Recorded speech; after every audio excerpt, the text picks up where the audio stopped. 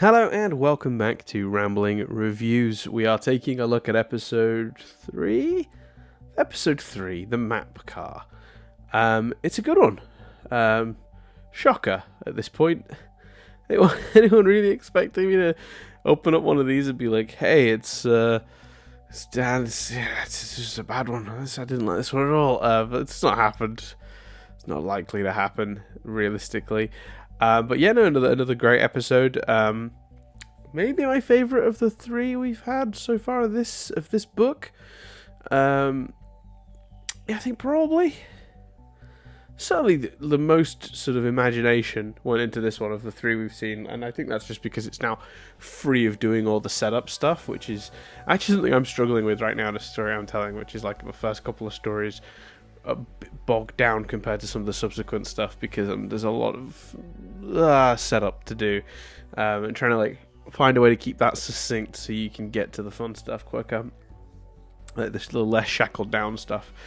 So yeah, it's really interesting to see how they've done it here, and I think they've done a good job because the first 2 episodes were pretty fun despite having a lot of sort of like, let's bring the characters together, let's get our situation, put together. Then again, obviously it is technically leaning a lot on stuff we learned in the first season to do that, but it still had a lot of setting up to do, and it's done a pretty good job. So I like this episode. Quick recap, as we've done on the others. Basically, Jesse and Tulip enter the map car. It's a car with map and lots of like dark areas, and as they find pieces of the map, they come on, and the wind. A character called Marcel is like a big sort of cheruby cloud creature, voiced by Wayne Knight, who does an incredible job here. He's sort of guiding them on this journey, and Tulip's trying to get Jesse's number down. Get him on that journey as they're journeying through the map. It's kind of those two things go together, and then eventually it turns out that the Marcel Cloud isn't trying to help them to get out at all, but wants them to stay there exploring forever because that's what he likes. And Jesse improvises and gets them a door very cleverly. We'll come to that in a bit.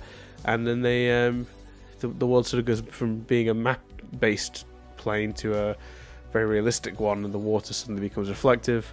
Enter the Mirror Police, Ben Mendelsohn himself, and Bradley Whitford back for more. So yeah, we'll come back to we'll break it down as we have done previously. I think starting with this idea that like Tulip's like the expert. Sorry, Mirror Tulip, I should say. MT is like the expert in this situation. I guess that is true. By definition, she certainly knows a lot more about how the train works than anyone else, and Jesse could certainly use, her assistance. Then again, he seems kind of confused by the number, and I don't know. I like, did he not get 1-1's instructional video? Excuse me. Was he already on the train? No, because a period of time. So what I was thinking was, my theory was for a second, was that maybe he got on the train during its last, the last era of the train before 1-1 took back over, and he didn't get a video explanation. He's been wandering around, but not knowing.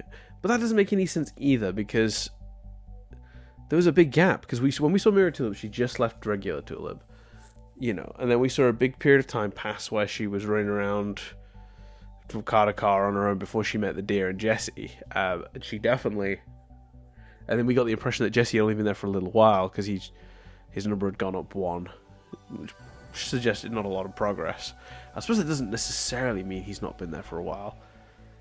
Hard to say. I also haven't gone back to look yet to see if Jesse's face was one of the faces at the end of the previous season, when we saw the screen.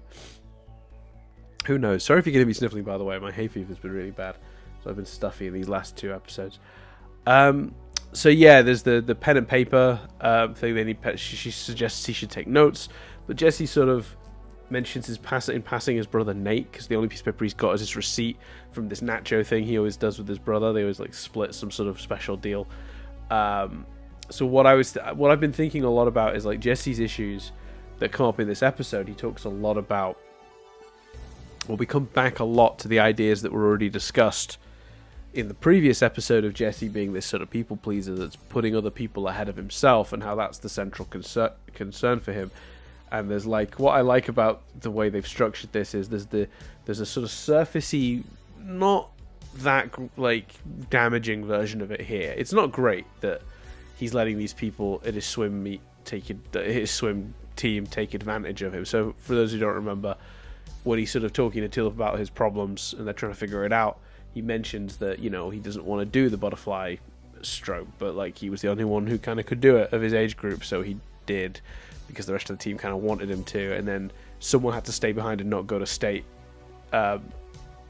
because too many people qualified, and he sort of stayed behind so they could all go. And it's putting other people forward, and while this isn't like, that's not life or death stuff, it's not great obviously, because it feels a little bit like they're taking advantage of him. I think you sort of go, well, if that's the lighter end of it, is there another even darker side to it? This is us just lightly setting up how he is day to day, and how that can be a problem. I think there's a deeper, more serious circumstance that's cropped up as a result of his people pleaser attitude, and I think it's related to his brother Nate. I don't think that's a coincidence. He gets name dropped twice in this episode, the same way that Tulip's big issue was with her parents. I think this is all coming back to Nate. And there's something occurred to me while I was watching this, that we're at a weird disadvantage with Jesse, because with Tulip we got a glimpse of her real life before she got on the train, and with Jesse it's kind of a mystery. And I'm hoping that the creative team behind this are taking advantage of that, and that there's something obvious that we're missing about Jesse's past that we haven't glimpsed yet.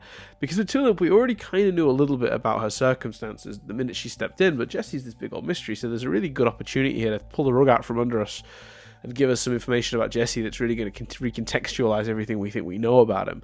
That's an opportunity this show is going to have in its second season that it didn't have in its first, and I feel like the choice to not start with Jesse in the real world and show him boarding the train was a deliberate choice to give us that opportunity, or at least I hope. It'd be fun, I think, to explore him that way. But I think there's a deeper, obviously, I'm treading ground from the last episode. I picked up on all the people pleaser stuff, and I keep calling it that, but I can't think of a better word, but like this idea of putting everyone before yourself. They really laid into that a lot more overtly this week when they told that swim story. But I still think there's more to it, and I think there's something, because while that is, not great, I just don't see that being the crux of Jesse's arc through this season. He didn't do the kind of swimming he preferred. So I do think, we're going to come back to it. That's the small issue his behaviour has caused, but there's a bigger one, a bigger negative effect that's resulted of it, probably related to his family. So yeah, I think that's a really interesting situation we have with Jesse. I loved the art style of this episode more than anything else. This idea that it was like this hand-drawn map, it was really aesthetically pleasing. I liked the way all the line work worked. The contrast between Jesse, Tulip, and Alan Dracula versus this really interesting, like this, quite. I'm trying to think of what the word I'm looking for is. It's a really sort of simple but somehow still quite detailed art style. It's I don't know, it's probably a word for it that's not occurring to me right now, but the way they draw the map elements, they were really creative with it, I thought. The idea that the boat was actually the compass, and that cloud with a face that usually symbolizes the wind, became Marcel, became the very creepy sort of antagonist of the episode, who immediately I was suspicious of, but I think that might be just Wayne Knight. At no point do you get the feeling this is a good guy. This character, he's immediately suspicious and creepy, and maybe that's just my suspicions from my childhood of Wayne Knight, stealing dinosaur DNA and setting everything, making everything go wrong. God, that's a good movie. For those who don't know, Wayne Knight, from my childhood, one of his biggest roles was his role in Jurassic Park, which is just an incredible film, top to bottom. Not what we're here to talk about, though. But yeah, he does a wonderful job here. Even if at no point do you think he's a good guy, or maybe they wanted you to, I'm not sure. If the intention was for me to believe he was the good guy and then just pull the rug out from under me, they failed miserably. But that's fine. I like that when they first get in there, and Marcel pulls Jesse up into the air. Tulip's like, "Are you gonna keep him or what? Because I kind of just want to hang out with this deer." Like, just reaffirming her lack of real interest in any of it. Reaffirming what her arc is. She's being selfish again. She's not interested. Like, she doesn't actually want to. See, I said at the end of the last one, I think that maybe she does want to help Jesse at least a little, but maybe not. Maybe they've both got to learn. And maybe she's only just taking the first steps on that arc of learning to care about someone else and want for someone else. And the perfect person to teach her that is Jesse, the person who does that too much. Again, it's too perfect, really. These two characters spending their time together.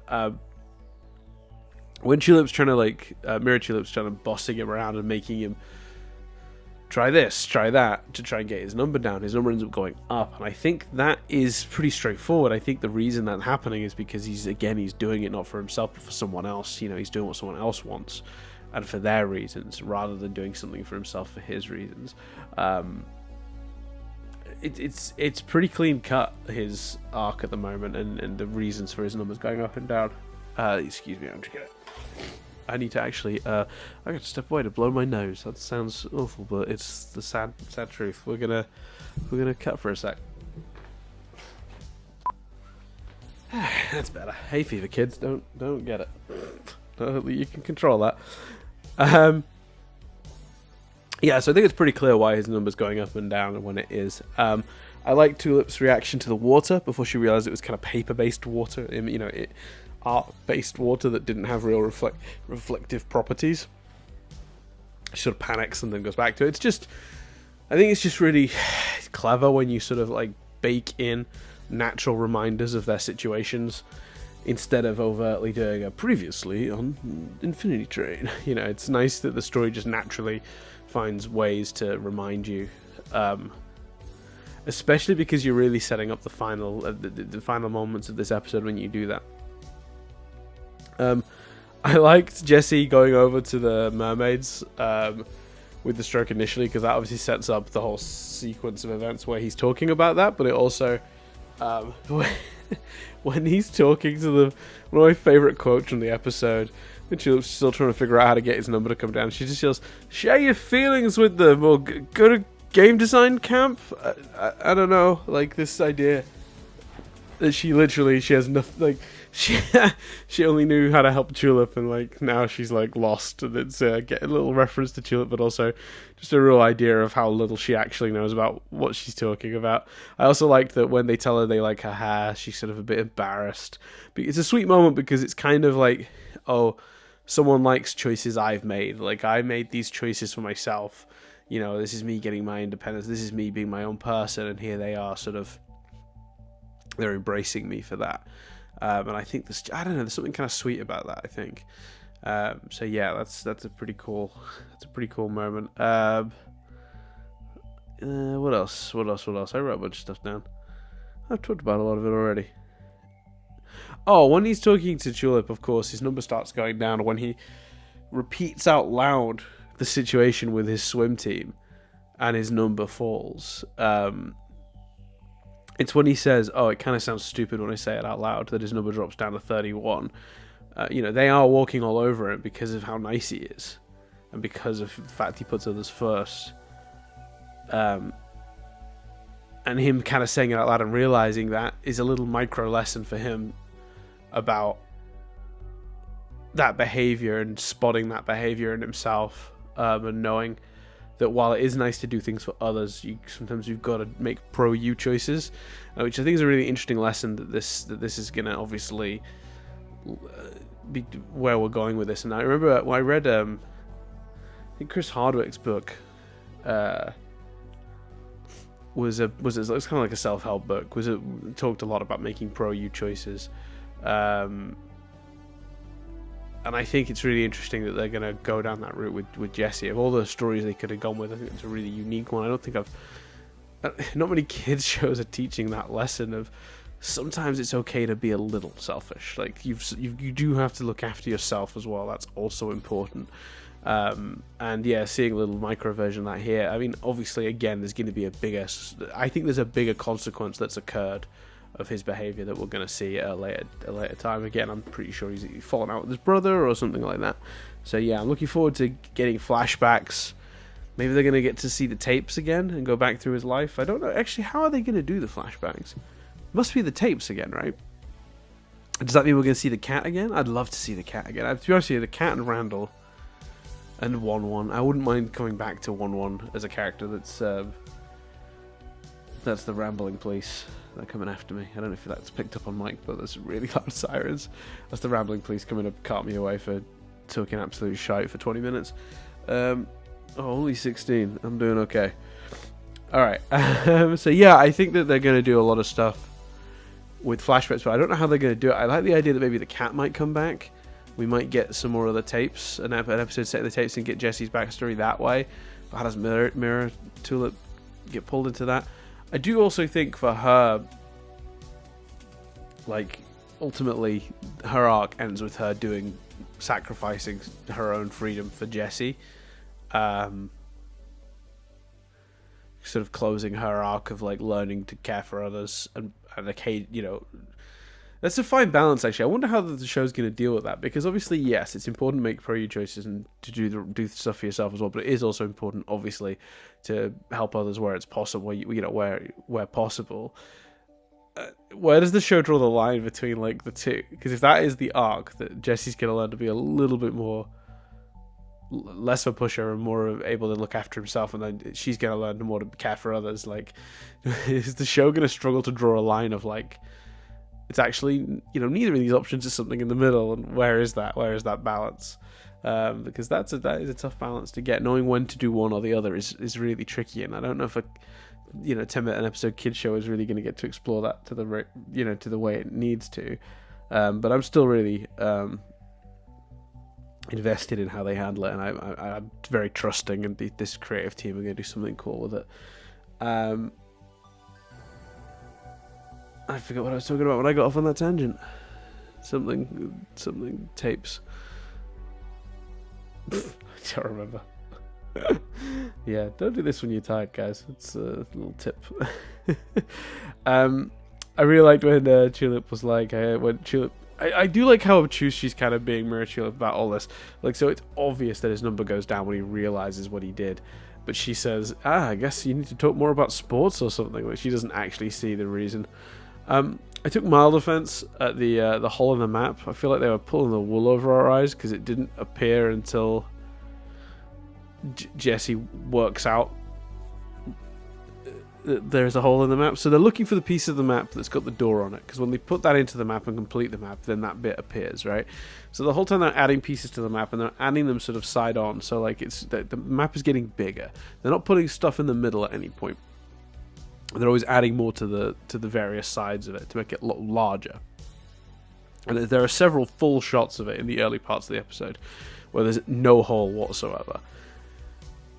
And I think there should have been a hole, because you either wouldn't question it or you would, but it doesn't matter that you work it out ahead of the characters. That's fine, because what it ends up feeling is a bit cheap. Because when he sees the hole, it's suddenly in every shot where he's holding it up, there's a very large and noticeable hole. And it just felt like because the characters didn't notice it, they didn't want to draw it in, because they didn't want to give us the hint. But it's that old thing about Sherlock, the mystery has to be solvable. You have to be able to figure it out before the character does. Because if it's just magically the answer is there, and it was unsolvable by you had to wait for the character to figure it out. It's very unsatisfying. And I think drawing the map with the bit missing, you'd have gone, well, that's fine. They're still finding pieces. You wouldn't have really thought about it, but it will backtrack and make sense then. Because I watch these twice for these. I watch it once sort of casually, just put it on like normal, like I'd watch any other show. And then I watch it again with my like laptop and my phone in front of me making notes. depending on the circumstances. And it was on the second viewing I was looking out for it, because I was like, that was really clever. That the solution, for those who don't remember, is that he ends up drawing the map himself, drawing the door himself and building it into the map, and then it appears. There's also another really cool moment, and it is a really cool moment, where he draws like a sort of like water dragon, and then puts that into the map, and then it appears and starts fighting Marcel for them to keep him away, so he stops interfering and trying to stop him from doing it. Really cool. Great idea. I just wish there'd been some consistency there and the hole had been in the map earlier. I just feel like that's... yeah. It just didn't sit right with me. And it's such a small thing, but yeah, I don't like it. It felt a bit cheap. But, you know, really, in the grand scheme of the episode, it's a small quibble rather than a big one. I also love... we got another example of how Miratulip puts herself above others, to the detriment of others, like in really serious situations where Jesse really needs paper. She considers giving him the wanted poster, but she makes the choice not to, because the wanted poster, she'd still rather keep that side of her backstory to herself, you know, on the down low. So she puts them both at risk, really, by not giving him that paper in that moment. Thankfully, he finally remembers he's got that receipt from the early part of the episode and uses that to draw.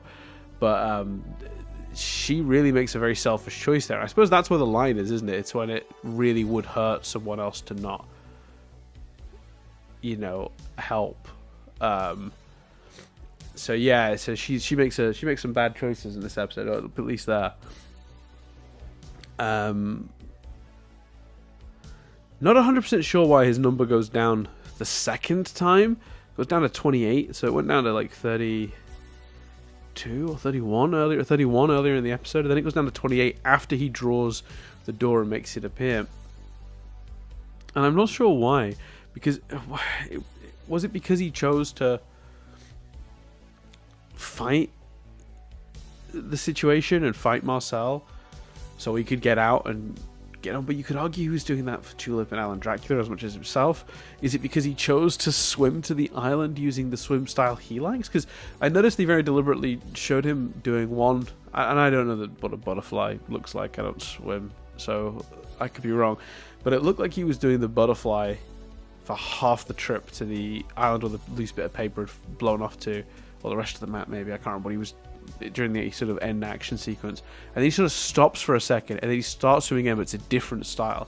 So is it because he chose to swim in his preferred freestyle style and made a choice for himself instead of swimming in the... but this isn't the competition. This doesn't undo all the times he's chosen to do the butterfly for other people.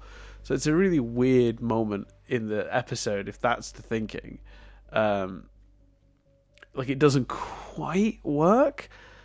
It's one of the bumpier bits of the story that here. But then again, in the first season, the exact nature of the numbers going up and down and exactly what caused them was always a little bit nebulous. So I guess that's fine. Like, again, we're talking quibbles rather than actual concerns, just points of interest that I noticed. If anyone actually knows exactly why the number went down and can explain it a bit more succinctly than I've been able to in my clearly drearier, you know, sleepier than I thought when I started recording state, please comment down below. I'd be curious to know. And also your feelings on the lack of a hole in the map in the earlier parts of the episode. I don't know why that's really put a stick up my backside, didn't it? For some reason, I don't know. For some reason that just really bothered me. I also think I do think there's an element as well of it being kind of fine, because we don't, with the numbers, I guess the explanation is you don't really know what's going on in his head and what his thinking was. When he chose to go freestyle there, was he actually thinking, you know what, this is what I'm going to do going forward, you know, like overall in life? Maybe that's what he was thinking.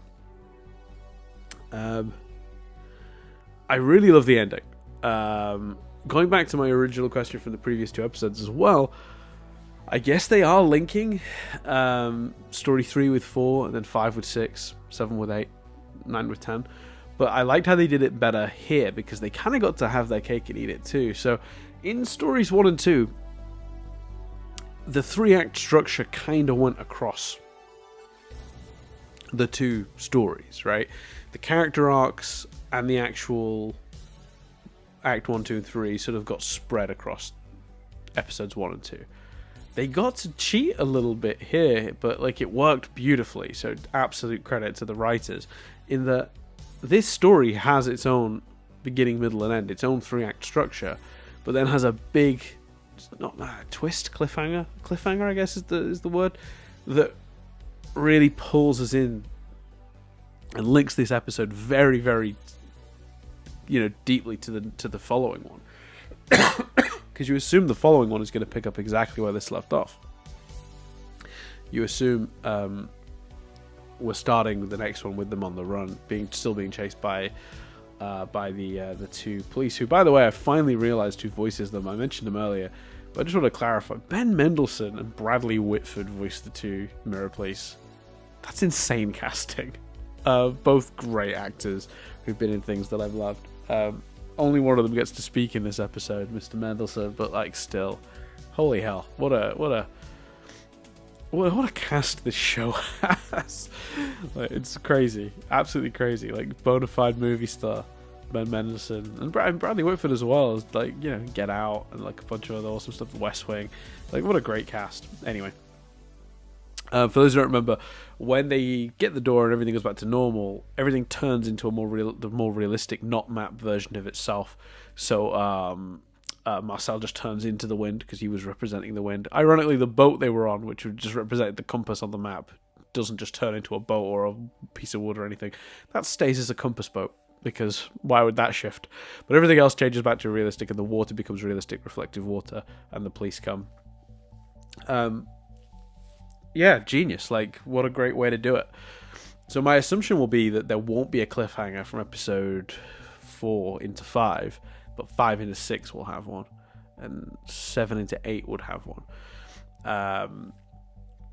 Sort of creating each night, each set of 2 episodes kind of linking, not as directly as the first 2, where you need really to get a whole story, you need to see both these. This episode totally stands on its own with this awesome cliffhanger if you're watching it the way I am, but if you watched it as it originally aired in sets of 2, then this makes a great little interlinking story. Perfect. It's literally the best way to possibly do it. So I'm really impressed with the writing again. Quibbles aside, I always say this, but this one feels like it's been extra rambly, so I'm gonna put myself out my misery here. Great episode, certainly the most unique and interesting one yet. Really establishing the world now, the characters and their arcs and where they're going to be going. I feel like we're at a point now where we need to start pushing them, because I think we've spent these first 3 episodes saying this is where the characters are at. So now the next stage of this story is to, if we're doing the story circle, is the call to action. The call to action was the end of the second episode, I suppose, where they decided they were going to travel together. I suppose now we need to start pushing them into change, forcing them to get to that point where they're starting to show change and growth. Jesse showed a little bit in this episode. I'd like to see more, but I wouldn't have liked to have seen more from this episode. But I mean, in the subsequent episodes now, we really do need to start seeing, I think, some of that. And also, getting a bit more backstory. I'd like to see an Alan Dracula episode, an episode focused on him. I mean, he's kind of just hanging out. Actually, one of my favourite jokes in this episode is just one point they cut back and his head is just spinning like a top. And it just does that for the rest of the episode for no real reason. It's kind of amazing. But I feel like he's been established and we haven't really done anything with him yet, other than he's been the reason for those two to bond or spend time together. So he's kind of been more of a plot point than a character. I would like to see him become a character. So I think I want an Alan Dracula episode. Although last time I requested an episode for a character, that went badly, didn't it? Yeah, I wanted to. For those who don't remember, I wanted an Atticus episode, and the next episode, Atticus basically got murdered. So let's hope Alan Dracula's okay by the end of the next one. Yeah, so I'm sorry that I'm a little unwell. I thought it was hay fever, but it's getting worse as I talk, so maybe I'm actually just not well. Who knows? Who knows, listeners? But yeah, thank you very much for for putting up with my rambling. Hopefully I'll be a little bit clearer, more concise on the next one. But let's be honest, I always say that it never happens. Expect more of this. But yes, I will see you in 2 days' time as we discuss the Toad Car.